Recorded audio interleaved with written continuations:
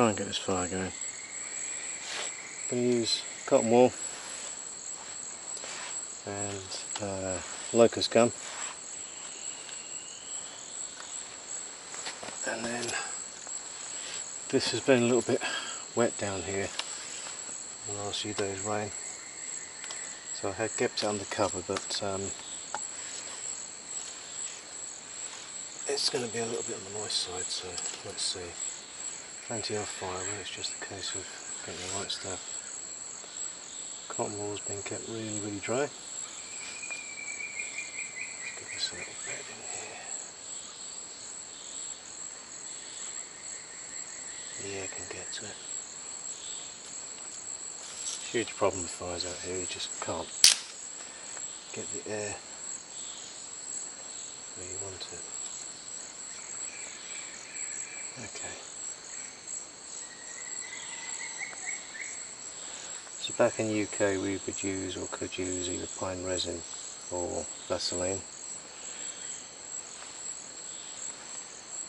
to act as an extender, but out here they've got this locust gum, which is very glass-like, very clear. It's got no colour to it at all really, slight tint but no real colour. But it burns. It's what I've put in the torch that I'm going to burn later as my celebration torch. And it's this stuff here. Let me pick that up. Very clear, it's like a resin, but it's very crumbly, breaks like glass, but it's also a little bit soft at the same time. It's a funny material. But what I've found is the trick is not to smother it, so let it start to burn, but let it do its thing. Otherwise it just gets suffocated and doesn't go anywhere. Right, so the plan is, just checking I've got no spiders in there. Yeah, spiders are ants in there. So the plan is, using a ferrocerium rod as normal, I'm going to try and build this stuff up around it. We can still get air. I'm going to build a bit of a lattice lay. I've got somewhere to kind of put my TB sticks around it. I've got no idea whether this wood that I've selected burns well or not. I've no idea what it is. But it's part of the learning, isn't it? Back home I know certain woods are good for burning or spit or whatever, but no comprehension on this stuff at all. Anyway, let's get this going. These are brand new ferro rods, so it'll take a bit more to get going. Now if I make contact with that cotton wool, it's just going to want to go out.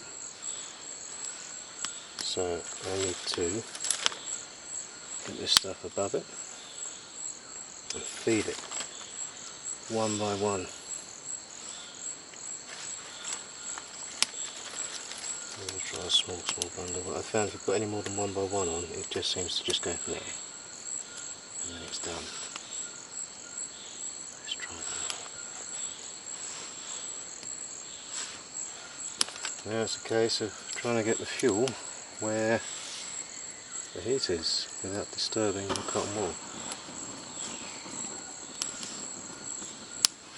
But you can see that the locust gum acts in a similar way to the pine resin and Vaseline. Now although this is burning, I need to be very careful that it's not just the initial burn and flare up and then it'll just die down. So I don't want to put too much on at the same time, but in the same vein I want to make sure it's got enough to keep going until it gets its heart.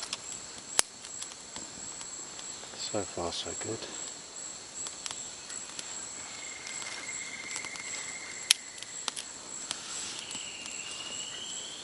I've had it like this before, a few years back, and you think, oh right, I'm out of the woods, I'm done. And then the cotton wool dies down and the locust gum dies away and you're left with smouldering sticks, which is not good to man or beast. I've got some of these shavings here as well. I'll stick in there to give it some more fuel to burn at the core.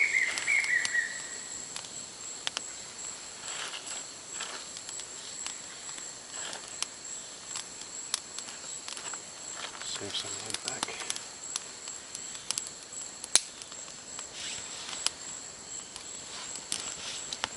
So far, even though it's been absolutely hacking it down the other day, today's been lovely. This is surprisingly going okay.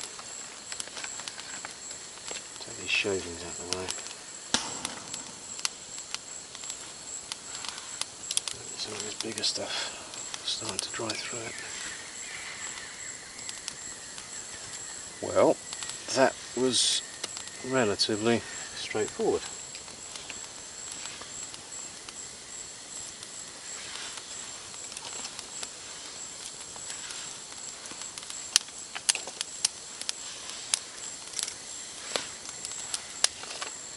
I'll take that. I think it's safe to say I've successfully made a fire in the Amazon after it's been absolutely hacking it down, and this is my final night, so I'm going to enjoy this fire, but I'm going to let it burn out, and whenever it decides to burn out, once it gets dark and all the firewood's gone, and then I'll come back on to let you see what the light's like without the fire that I've slept with for the last 2 nights. There you have it. Fire in the Amazon, cotton wool, locust gum, dampish wood.